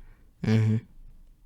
So they're like, oh, we can just optimize this by doing single instruction, multiple destination, and that's why like it clapped like the 3060, I think, right, or whatever CPU or whatever GPU in ray tracing. Mm-hmm. It So I was feel the like 3060. yeah. So either AMD or NVIDIA like have to do something about that. They have to come out with their own versions of that. Obviously, I feel like AMD is definitely more of an advantage since they have CPU backgrounds, right? Mm-hmm. But I definitely want to see what happens because I feel like if we see another generation of ARC, ray tracing performance, I feel like is going to be phenomenal in that because Fortunately, they'll that's have looking like a big fine-tuned. if. I No, I'm know just we're yeah. I like think we're if gonna at yeah least get Battle Mage. I think they're too deep in the dev process to not. yeah, But but I'm worried about everything after. they're optimized instructions like that. I feel like ray tracing, like if you want to play ray tracing, it have to be on Intel. Like if you want the FPS, it's going to be an Intel GPU. If AMD Really? or NVIDIA don't do anything, You think it's gonna improve that fast? I just feel like they're going to see how good it did with their first generation, right? The first like Arc A770, Mm-hmm. and they're gonna go out because like they're gonna, obviously like I feel like talking about a node shrink, right? And Mm-hmm. then just with the node shrink, they're like, we have more space. We're gonna just put more of these. Have we You know what I mean? checked into the visual fidelity of it though? Because I saw like a really detailed breakdown today Yeah. of the XE super sampling, so XeSS, which Yeah. is Intel's DLSS alternative, hmm and it actually runs slower and it has a lot more I did saw that artifacting because and of the stuff. overhead. Yeah, that's true. But I feel like honestly, like with Battle Mage, right? They're gonna have to come out the that's gonna what do you call it? XeSS, right? I think so, Or yeah. XE super yeah, sampling. yeah, that sounds right. They're gonna that has to be better, right? But I think when it comes to like pure ray tracing performance, like when you're not including FSR or DLSS, like Intel might probably still be winning next generation if they're smart about it. Okay, okay. That's a hot take. That is a hot take. That could be something that makes you look like a genius in like 3 years, or We'll like an see. Yeah, idiot. It's one of those ones. that's true. Yeah, it is. It's a bold take, but It I really do want is. to see where they take that. I mean, since we're on the topic of visual fidelity, I'm gonna come out with my own prediction here. Okay. I think we might see the first big shift in monitors in a long time in the coming 2 or 3 years Big. Okay. because the the quality, like the GPUs we are getting out now are so fast that if you don't upgrade your monitor, you're an idiot. Like, I still think 4K is stupid on the PC space personally, but I also, it's a weird argument. I don't play games that would utilize 4K.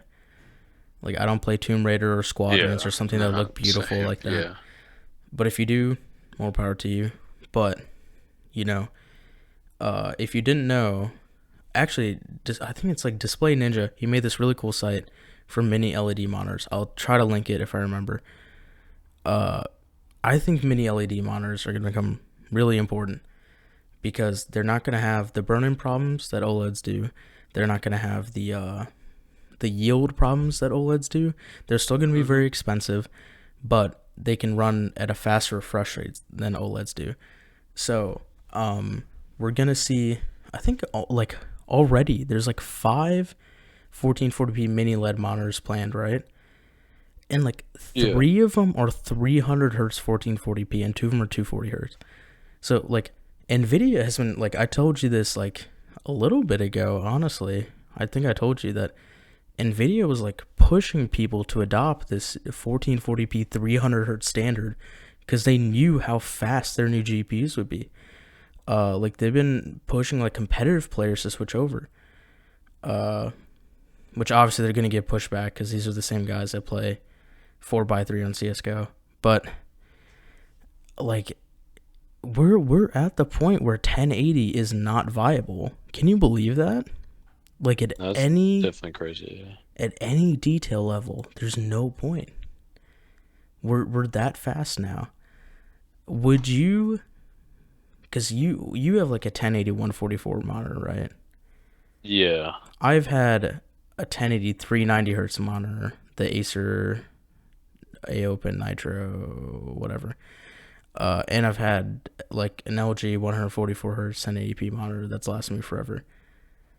I think these mini LED 1440p 300 hertz monitors are going to be the best bet to get someone like me to upgrade who's really picky. I really do. I don't know about you. No, yeah. I feel like you definitely, because obviously also have a GPU upgrade with that probably. Yeah, you're still rocking a 580 like a The bum. 580. Yeah. But like, I just like obviously like it's like the next step. I feel like because we used to have 1080. I feel like I'm trying to figure out like from a competitive esports standard, what came before 1080? Like, Whatever was it 4x3 really was. 720 or 4x3? Yeah. Like if we just had it like just 16:9, like, or there's no way we went from CRT to 1080. You know what I mean? Like, I think feel like they that's did. like I that's what I'm thinking, but like that's actually just a crazy jump. You know what I mean? I Like, think people are just playing on like office monitors, like those square office monitors. oh, the like yeah, the one, yeah. I'm not sure about the lore of that. Maybe we'll figure out for next show. But like No, yeah. that, yeah, it was. We've been on 1080 for so long, though, That's dude. true. Like, But yeah, 1440p is such a huge jump from 1080. It's a way bigger jump in visual fidelity, in my opinion, than 1440p to 4K on monitors. true. So that plus 300 plus mini LED, like mini LED is so dope. You get really good blacks. You get like 1500 nits of peak brightness a lot of the times. If they do the traces right, you get really good local dimming and algorithms.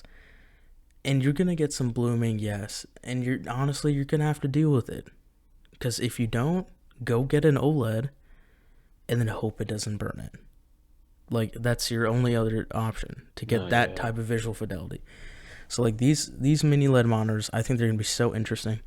I hope they're super jam-packed with LEDs. Kind of like the 12.9-inch iPad. It's so packed with LEDs that like sometimes it can fool people for OLED if they don't know what they're looking for. Actually, a lot of the time it can. So that's gonna be a really, really big thing. Specifically, a monitor that's coming out or announced was like a ViewSonic ultra wide that has like 1400 nits of peak brightness and a 200 hertz refresh rate and like a just a load of zones. Like this, it's gonna get really interesting because the truth is, finally, monitor people have to innovate because we've hit a wall where 1080 simply is not good enough anymore. No, yeah, I feel like when we're going, I feel like I'm really about. Well, I'm thinking about this in esports, right? Mm-hmm. Like the esports scene. I feel like that's really like also where innovations and like monitors come from, right? Obviously, like we're talking about like refresh rates and stuff, Like refresh rates, but diac, backlight strobing. all that Yeah. stuff, yeah. But I feel like maybe in like I want to say two CPU generations, right? CPU and Mm-hmm. GPU generations, we're gonna start seeing pros use the 1440p monitor Mm-hmm. at like 200, 300 hertz, right? Yeah. Because obviously, like, let's say we have 144 hertz monitor, right? Obviously, like anything above that, right? You're reducing frame delay, right? Or the frame timings. Because Mm-hmm. then you know what I'm talking about, like that type of math on that, Well, like dude, the thing is, like, you don't even have to do yeah. math. If you just draw it on a paper, like, Oh yeah, that yeah. go take a piece of paper, guys, and like designate like I don't know a couple boxes, and then draw like 10 lines in one box and 20 lines in the other box. Like both of them look like really filled, but you can just see like the delay gets shorter and shorter and shorter, even though the delay it doesn't improve as much as the jump before it. It still improves.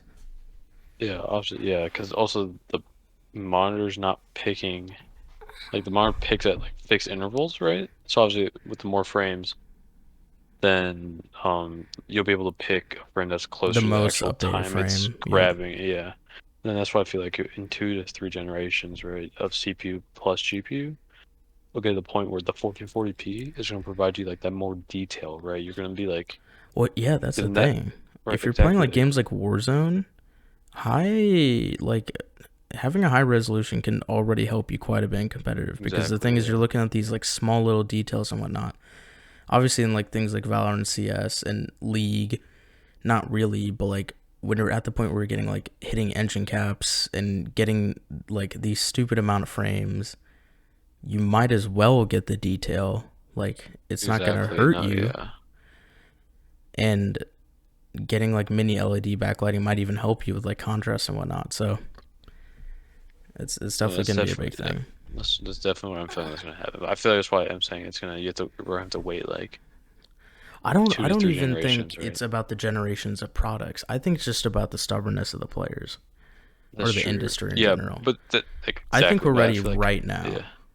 Obviously, like for me, like for an average gamer, I'd be like, yeah, sure, 1440p, right? If I'm getting above what like 120 frames or like 140 frames, right? Mm, It's not that big of a deal for me. But then the thing is, you have to convince those pro players, right? yeah. That like it's worth it. And I feel like then the argument becomes 10 times easier, Yep. right? In that 2 to 3 generations I mentioned. Or we'll see. Yeah, kind of when you're talking about with the new Spider-Man game that just came out, right? Mm-hmm. Um, like you saw it, like there was an increase in ray tracing just from I think DDR4, DDR5, right? Like Mm-hmm. the actual test Yep. on that. So, like, obviously, we're seeing ray tracing performance is obviously hindered at GPU, right? Because new technology, Mm-hmm. but also at the CPU level, right? Obviously, like you saw the jump from DDR4, DDR5 on Intel. So we're obviously, I feel like wait for DDR5 to mature, and obviously it's going to take a generation of CPU, and we're going to see just generation performance increments anyways. So that's why I really think 2 CPU generations is No, I like gotcha. it'll be the Yeah. peak for that. Plus for ray tracing, I feel like ray tracing is gonna be something that's just kind of common at that point. You know what I mean? Mm-hmm. It's an interesting time right now because since we're switching platforms, there's so many things changing at once. So we have like CPUs going through huge upgrades because there's competition, like really good competition. Like they're both neck and neck, which we're gonna get into in a sec. And we have GPUs changing really fast because again, Nvidia is foreseeing like really good competition. And then we have new platforms. So we have DDR5 coming out. Like the last couple generations of AM4 and Intel's whatever because they switch sockets so often. Uh, like we knew that we were like capped out like RAM wise, you know what I mean? So like Yeah. we already had like the best DDR4 RAM kits. Like it's not getting any better. And so like now we're at the point where like there's still a long way for DDR5 to go. So we're seeing so many improvements coming from so many different places. It's so interesting. And like we're not even at direct storage yet. We're not even there yet. No, that's exactly right. So many new technologies are about to come out, right? Like, Hmm. I want to see where that one goes. I also want to see if CSGO eventually updates the Source too. I just feel like it's Dude, also that just just like, stop. It's not happening. Like they literally made fun of us. They made a sticker making fun of us, dude. I'm just saying Source No, 2. stop saying. I used to be the number one Source 2 supporter. I think we just need to stop talking about it so Gaben feels compelled to stop trolling us. He has it in for the community for real. But moving on to our last but probably most important topic. We have Ryzen 7000 13th gen Intel reviews and 4090 reviews. We've pretty much been over the 4090. It's just the best graphics card ever made. It's actually somehow a good value at its price. It Yeah. still has a lot of flaws, but it is just so incredibly like fast. It's just so fast. It's incomprehensibly fast. So yeah, if you stream, if you I don't know, if you make money from your graphics card in any way, just go buy it. Literally, just go buy it. It is so crazy fast. That's all you need to know. All right. Uh, CPUs though, that's where we're cooking. Ryzen 7000 versus 13th gen Intel. I know you haven't looked into it too much, but what do you think so far? I just know, I just really know, I just, from what I've seen, I was a 5800 X3D. Obviously just beats it. Okay, yeah. Ignoring that then, because Yeah. that thing obviously wins, especially if you're already on the AM4 platform. But they're trading blows, aren't they, on this one? I feel like there's, unless I'm wrong, I haven't done a lot, I just haven't looked into it a lot. Like, I knew They're trading Zen blows a little 4. bit. Yeah, I know Zen 4 definitely was like a major productivity increase compared to Zen 3, like a massive one. The only thing And that's not I, trading blows yeah, though is the most important. Like when you think processors, like what's the most yeah. important series of processors on both their sides, like to the average consumer? Oh, to the average. Because I know usually when you're talking about benchmarks and Like if we're stuff, going between it's 5, 7, and 9, and 3. 7. I Really? feel like I'd say it's 5. 5. I could see that. I'm talking about, I probably think I'm thinking like low sevens, not like the like a 5700. So I could, yeah. Nah, I'm still going That's a 5 for 5. real. Yeah. Okay, okay. Cause like think about it, like all gamers are buying 5s. Like we buy 5s. That's true. Yeah. And have you like the 13 like that the 13600K kind of destroys the 7600X, which is like kind of an issue for AMD. Like Yeah. not only is it faster in almost every way, uh it also isn't that much more power hungry, and the platform is way cheaper. So That's true. how do you feel about like AMD not necessarily letting go, because they probably didn't foresee this, or they probably foresaw it a little bit, but like how do you feel about AMD kind of now being the super high end option, but like they're kind of losing on everything underneath? That's true. I like, I definitely feel like it wasn't obviously intended, right? And then I want to see, because obviously, like, the thing is when they went to DDR5, right?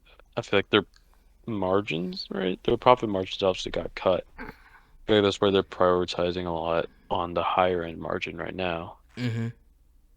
But like, I just want to see, obviously, like where they go from this. Is this gonna be like a continuing trend for them, obviously? Mm-hmm. Like, are we seeing like a role reversal kind of? And like, is Intel gonna be the people like for budget Probably builds, right? It's somewhat, Intel now. but I don't think it's as simple as that. 'Cause unless the only thing I saw if AMD maybe had a refresh, right? And then Mm-hmm. they slashed maybe $10-$20 from Mm-hmm. the MSRP, I could see that being like big for them, right? To like once like production costs went down. Because that's Mm-hmm. what they did for when you're talking about like for the 480 and the 580, right?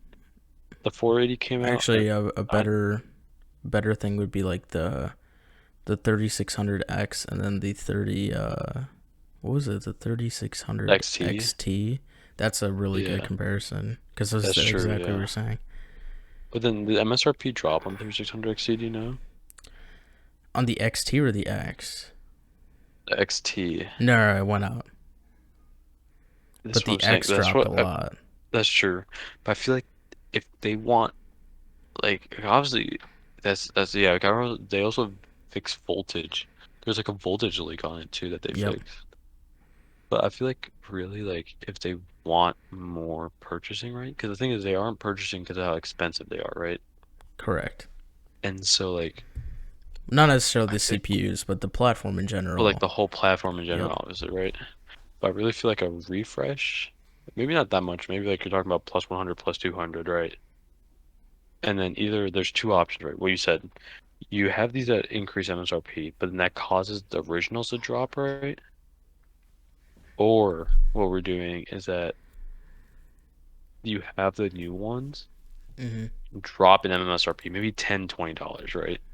Okay. Because that's what I was saying. That's what I'm trying to talk about with the RX 480 example. Because RX 40, RX 580, I Mm-hmm. don't remember performance number wise what it was. I think it wasn't that much. You just had a boost clock basically, and then some memory that they tweaked.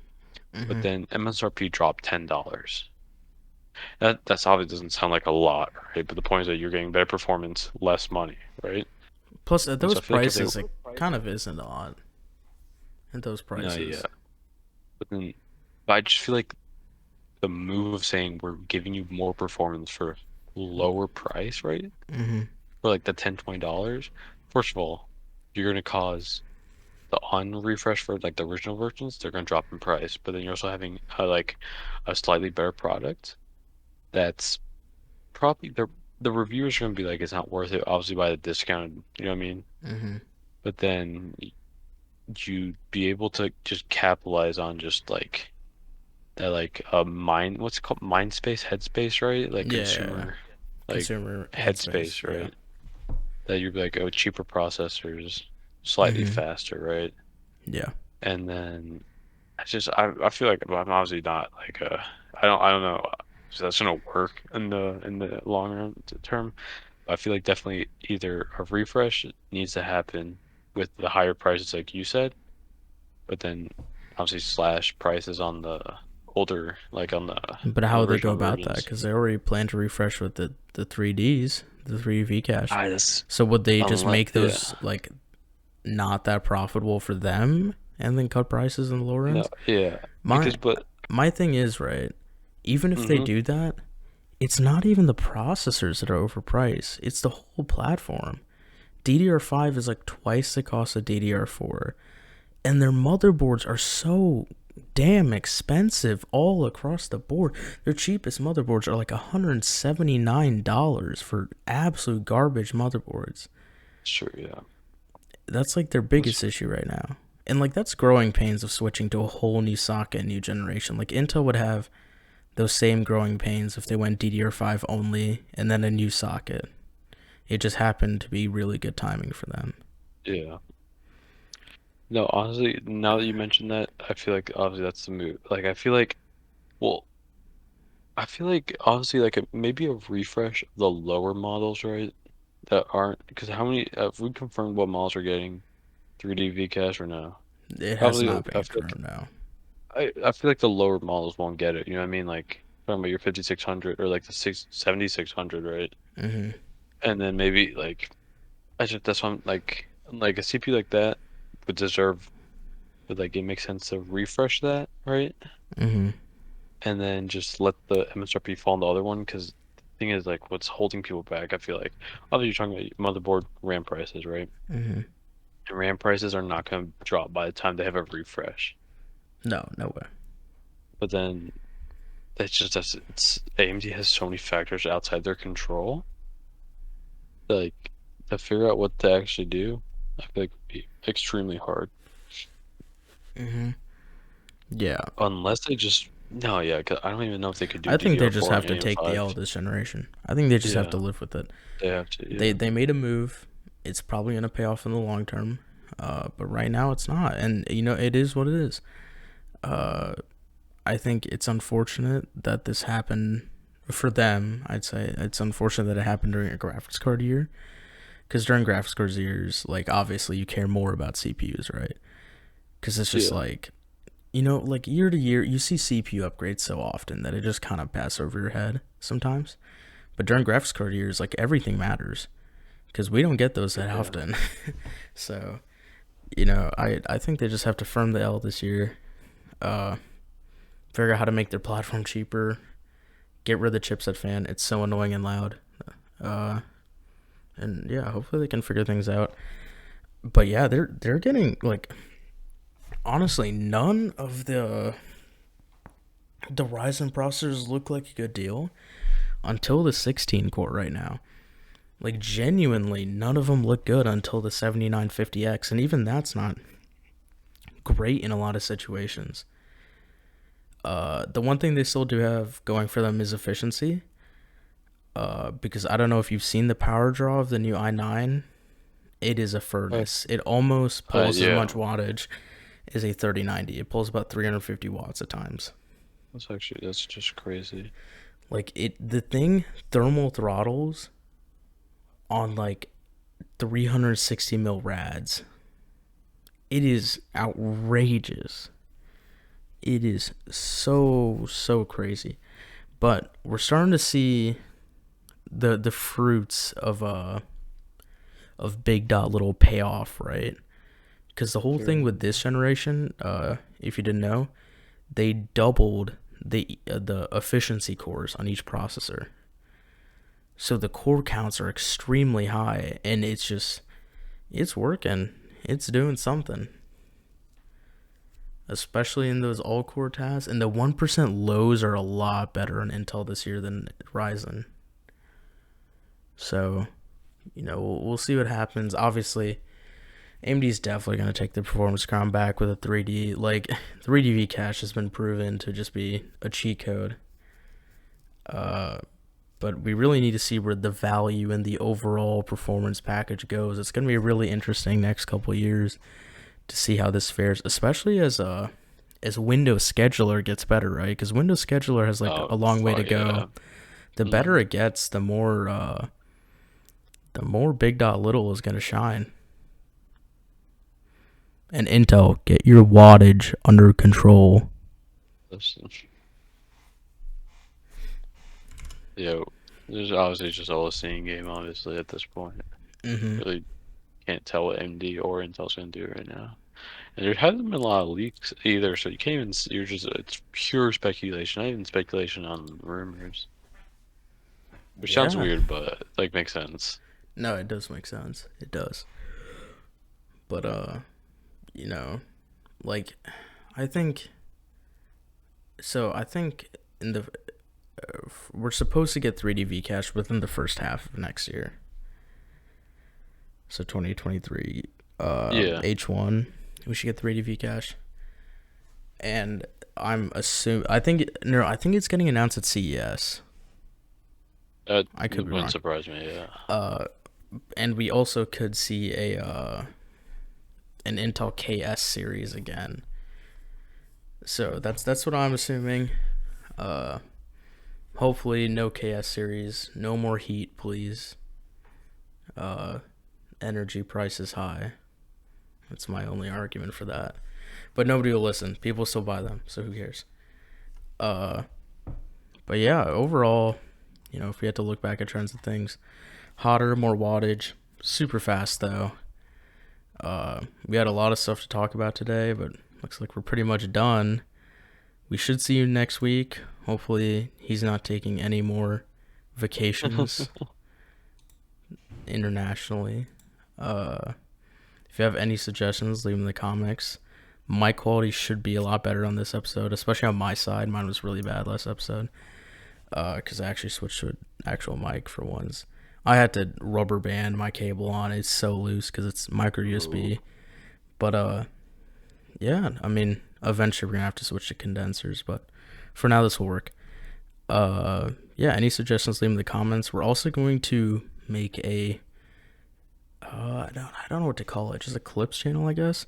Not Yeah. shorts. I'm not gonna take my time to do shorts yet, to be honest. I'm too busy for that. But like the main topics, cut them into segments, put on that. If you want to just get it bite size at a time, and hopefully at one point we can get like an animation for the video. But if you have Oh, for any, sure. Yeah. yeah, we're trying to go one step at a time, make this better every episode.